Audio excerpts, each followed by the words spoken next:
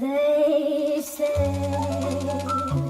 into your early life, romance can. At the beginning of this year, I went to IFFR, the International Film Festival Rotterdam in the Netherlands, which is one of my favorite festivals I ever got to visit. I'll also be making a vlog type video about my time and experience there. This video, on the other hand, is going to be about the films I got to see. I was there for 2 weeks and I saw a lot of films, some good, some not so good, and some hidden gems. Speaking of gems, I was able to finally see Uncut Gems by the Safdie brothers on the big screen. I saw it in December for the first time on my computer, and it still managed to be an engrossing experience full of tension and anxiety. I was constantly in the film from beginning to end because it managed to create this action-packed, fast-paced chaos better than any film in recent time. Part of it is because of the fantastic screenplay the Safdie brothers wrote with Ronald Bernstein, their longtime collaborator. The film is full of memorable side characters who, even though they don't play a huge role in the film as individuals, have a great part in building the world of the film, which is full of crime, drugs, and violence.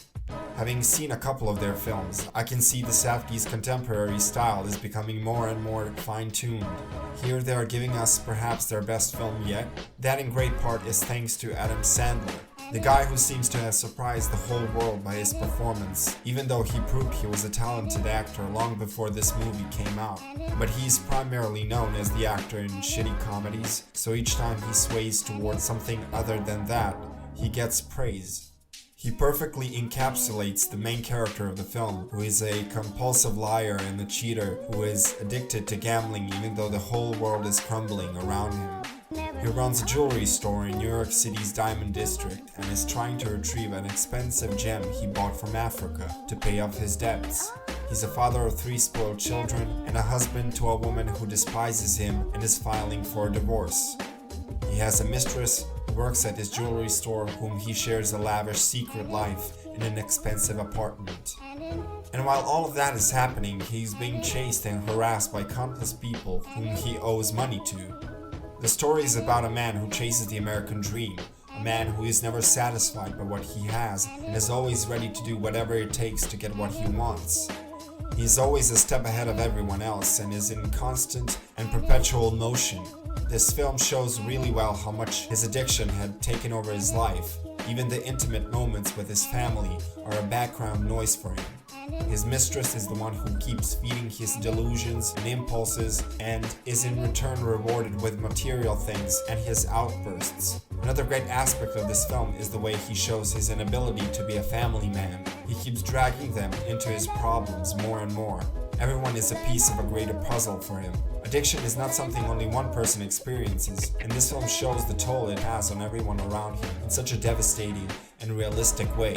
Setting aside the film's darker themes, the second time I watched it, I realized how funny this movie actually was. Perhaps I didn't have time to experience the humor the first time because of its chaotic tempo and a distracting soundtrack. The second time, already knowing what to expect, I found myself enjoying the comedic side of it. It felt much more cleverly written and acted than it did the first time, and the humor kept the film more tense for me because it comes in just the right time before something really bad happens. It offers a nice and complementary juxtaposition to the rest of the film. The cinematography and editing are low-key incredible, and I'm sad this film ended up being completely ignored by the Oscars. Uncut Gems is a must-watch for anyone that wants to see something clever and entertaining, and for anyone who likes contemporary and exciting filmmaking with a heart-stopping ending. Tench is a psychological drama film by a Belgian director, Patrice Toy. This film was the talk of the festival because of its very controversial topic, and as soon as I read the plot of the film, I had to find a way to watch it while I was there. Tench follows a young man in his early 20s who is released from prison because there wasn't enough evidence that accused him of allegedly molesting a very young girl. The film is entirely from his point of view, a view which we rarely ever think about and care to understand. Patrice Toy adapted this film from a book by the same name, which, much like the movie, was met with a lot of controversy. To a person looking from the outside, this film can come across as being in poor taste or trying to make someone that is by all means a monster into a likable person. I haven't read the book, but when it comes to this film, I have to say that it doesn't do anything of the sort. It is a brave and honest portrayal of someone whose nature is monstrous, but at the same time someone who, with all his strength, tries to be a good person and do well by others. That is truly the most powerful part of this film because it looks at the character through a much more nuanced and almost surgical lens. The story was written by a woman and directed by a woman, and I think that makes the movie more important, simply because that perspective is a very rare thing in cinema. It is a story about judgment, not only from the outside, but the judgment one casts on oneself, and about the disabling power nature can have on us as humans. Patrice never goes in the direction of exploitation.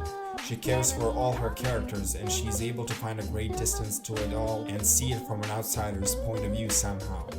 For anyone who has read the book and think he or she knows how it ends, I was informed that the ending is quite different than the one in the book, so before anyone speaks, watch the film first. This film is really serious and effective, but it can be a little too much for some people. I love the performances, especially the main actor and the girl who plays his neighbor. They have this interesting relationship which is quite bizarre and unsettling, but at times they stumble upon some moments of harmony when they take on the roles of someone the other person lacks in their life. The film doesn't play with the question of whether or not he is a good person or if he deserves our sympathy. We are all privy to his nature from the get-go, and the question that arises is if he will be able to live his life as someone who doesn't hurt others. Maybe not, but it's fascinating to see him try. The film's palette, like the location, is very muted and dull. Sometimes it worked in the film's favor, sometimes it didn't. Also, I feel like this kind of film is not something a lot of people will be into. Not necessarily because of the story, but because of its very austere atmosphere and complicated character. I found something of worth in it, and if you have a knack for controversial and taboo subjects in film, I recommend it and advise anyone else to come into it with an open mind. I'll be covering more of the films I saw at the festival in upcoming videos. If you like this video, please like and subscribe. Thanks for watching.